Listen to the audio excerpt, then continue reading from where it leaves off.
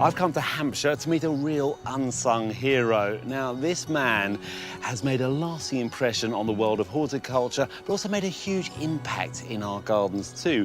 And if you don't grow one of the plants that he's created, they will be in a border very near you.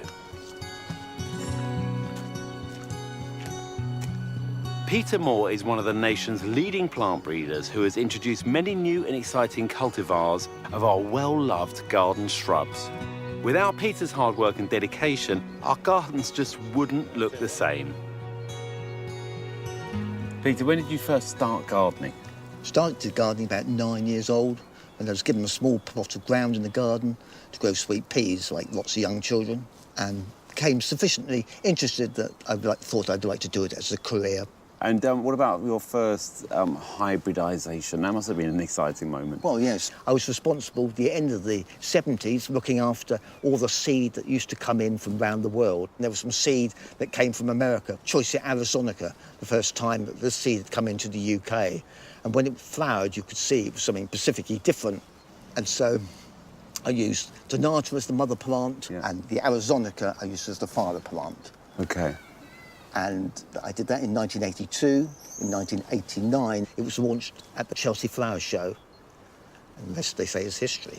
And what was the name of this plant? Choisya Aztec Pearl. Aztec Pearl. The rest is history, isn't it? I mean, it's an incredibly successful plant. I remember when it came out and everyone wanted to get their hands on one.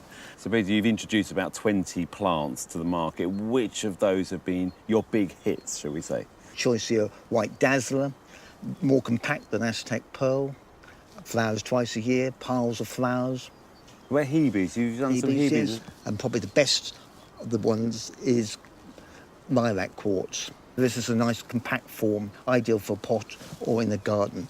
So when you create a new plant, you're trying to improve on something or offer something different? Totally because there's different. so many plants out there on the market anyway. Well, totally different, like the Budleia, berries and cream, where the flowers are actually variegated, so you've got pink and white on the same spike, and totally different to any other Budleia.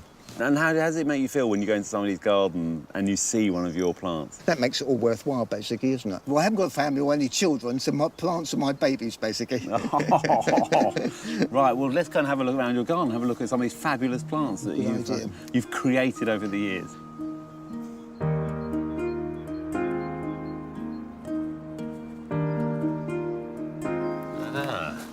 This is a beauty, isn't it, this?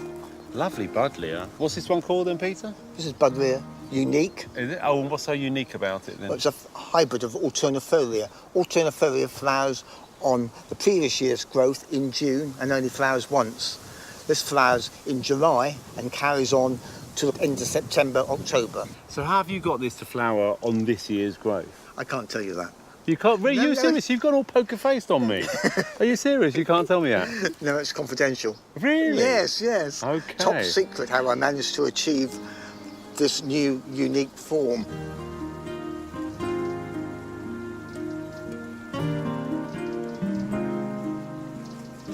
This is Spirea, sparkling champagne. What have you achieved from this plant that hasn't been achieved before from a Spirea? The flower was the main object. Yeah. There's quite a few spireas that have good foliage in the spring, but the flowers are just plain pink.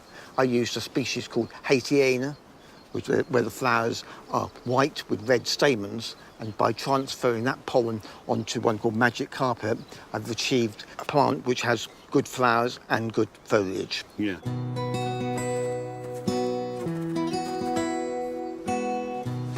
Up here, Joe, we've got Choisya Royal Lace, an excellent new introduction with fine foliage.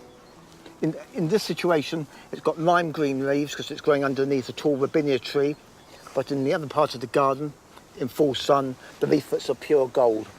Has flowers in the spring, highly scented, and again, to a lesser extent, in the autumn. OK. It is very fine foliage, isn't it? Amazing, actually.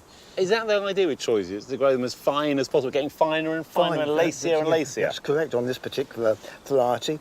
Gardens are getting smaller, aren't they, generally? Are you trying to make plants more compact and sort of thinking about how much space people have? Oh, yes, yes. I mean, that's quite important. That's so it's an ideal plant, basically, for a pot on a patio, and it won't get nowhere near as big as traditional choices.